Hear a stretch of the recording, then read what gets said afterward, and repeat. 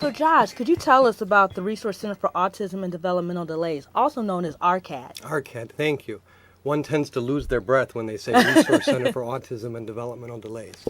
RCADD is the brainchild of three entities, and those entities are the University of Illinois, specifically the Center for Literacy within the College of Education, the Department of Family and Support Services, and the Autism Program of Illinois.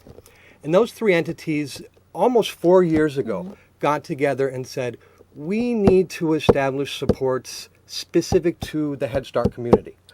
Via federal mandate, Head Start needs to service a 10% IEP population with each and every one of its classrooms in order to maintain funding.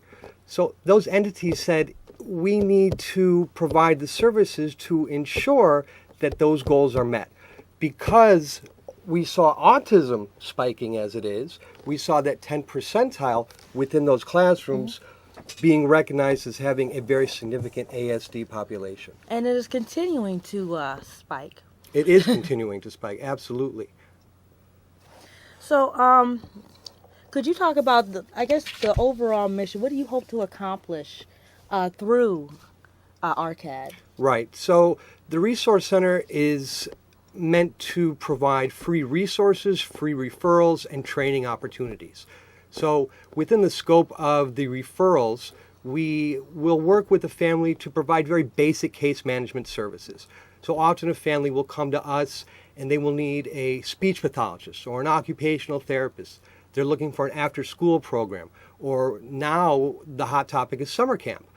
So we're going to look at that family's geography, and we're going to look at their finances. What kind of insurance is that family working with?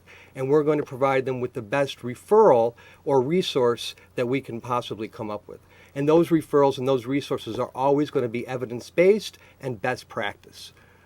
Beyond the resources and the referrals, we offer training opportunities. I have one quick question. Sure. I hear that often, evidence-based and best practice.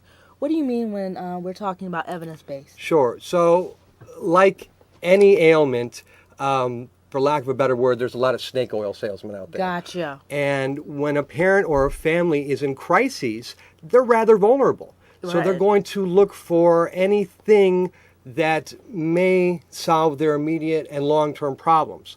We know, based on long-term studies, we know based on understanding of the process in which a child with autism learns best, that there are certain ways to go about that are going to be successful in the long term, rather than trying to tell a parent we have a quick fix for you. So when we say best practice, those are evidence-based, those are based on studies that have been conducted on a global level and are understood to really serve the overall need of the child, not only today and tomorrow, but in the long term.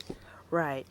So, and I guess that is very important, because I can imagine when, any situation, not just autism or medical, when you're desperate, you'll listen to anybody and everybody. Absolutely. So coming to you guys and I guess having that sound of reason and professionals to, kind of navigate through the process is very helpful and crucial to families. Indeed it is.